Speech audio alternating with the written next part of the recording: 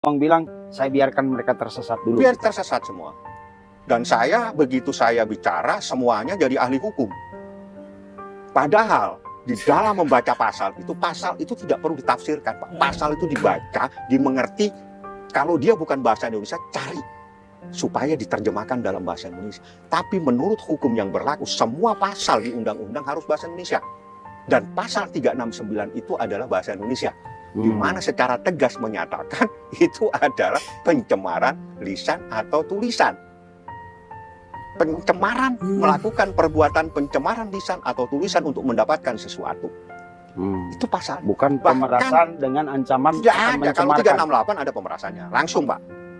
Bahkan di pasal dakwaan pertama sama pencemaran juga yang saya bacakan tadi. ITE-nya juga pencemaran. Jadi dengan pasal ITE pencemaran, pasal 369 pencemaran, terus di mana pemerasannya? Oke, satu lagi. Tadi abang bilang secara subjek ini laporan ini nggak salah karena korbannya. Begini, saya munculkan di detik terakhir. Selama ini saya biarkan. Memang itu adalah strategi saya membuat semua tersesat. Tersesat semuanya. Mereka periksa-periksa semua. Korban, bla bla bla. Ini korbannya RJ, bla bla. Korban sekian miliar. Biarin. Begitu masuk di dalam dakwaan dan diuraikan bahwa korbannya adalah RJ terkait dengan skincare, bla bla bla bla bla, dan skincare itu yang punya, Pak, bukan manusia, Pak. PT. Namanya grafis. Ada sama saya. Surat keterangan dari Kementerian Hukum dan HAM. Bahkan kalau itu pun pemiliknya adalah Reza, laporan itu tetap tidak sah. Tidak sah. Harus siapa yang berhak menurut Undang-Undang Perseroan Terbatas, yang berhak mewakili PT itu adalah direksi. Dan dalam hal direksinya bukan RJ. Dan saya punya kumhamnya. Namanya profil perusahaan dan saya dapat dari Kementerian. Semuanya saya munculkan di detik-detik pembacaan eksepsi dan semua orang tidak tahu. Wah, ini master sih ini. Tidak ada yang tahu, Pak. Persoalan itu saya munculkan setelah jaksa membacakan dakwaannya secara tegas korbannya RJ, baru saya bongkar kemarin. Berarti ini error in apa tadi? Error in subjecto atau legal standingnya tidak terpenuhi.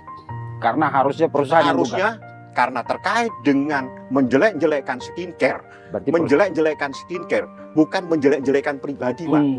Pemilik skincare itu adalah perseroan terbatas. Kalau menjelekkan pribadi, misalnya Anda itu kakinya, atau Anda hidungnya miring, gitu. Rambut Anda itu putih semua, itu pribadi ya. Bullying, body shaming itu pribadi ya. Tapi kalau begitu dinyatakan bahwa produknya bla bla bla, berarti harus yang punya produk. Yang punya produk namanya perseroan terbatas. Berdasarkan Undang-Undang Perseroan Terbatas, yang berhak melaporkan adalah direktur atau direksi. Dan dalam hal ini harus orang lain, bukan ini. Dua-duanya juga salah. RJ itu bukan direksi dan dia melaporkan secara pribadi. Dan ada delik aduan. Lebih parah lagi, Pak. 369 itu delik aduan. Tiba-tiba muncul di dalam dakwaan. Makanya saya persoalkan bahwa terjadi error in subjecto, terjadi tidak ada legal standing karena yang lapor bukan orang yang pernah membuat laporan. Tidak pernah dilaporkan 369 itu di dalam proses penyidikan, Pak. BAP-nya semua dari awal sampai akhir BAP-nya 368. Sampai di jaksa 368, sampai tahap 2 368. Menjadi 369 setelah dibuatkan surat dakwaan. Artinya perubahan itu dirubah oleh jaksa. Pada saat merubah, jaksa tidak punya hak merubah walaupun di dalam pasal 1 sekian 143 144 boleh, tapi dalam perkara lain.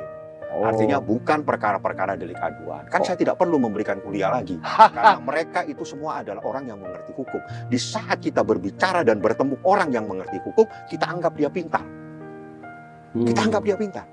Karena tidak perlu lagi saya memberikan pembelajaran. Tapi kalau ke saya sama pemirsa, boleh dong pembelajaran ini ya. Jadi saya bilang, di saat pasalnya itu dibolehkan melakukan perubahan, hanya pasal-pasal bukan delik aduan, Pak. Kalau pasal delik aduan hanya bisa dirubah dengan yang lapor terlebih dahulu. Berarti harus mulai ulang. Harus lapor ulang.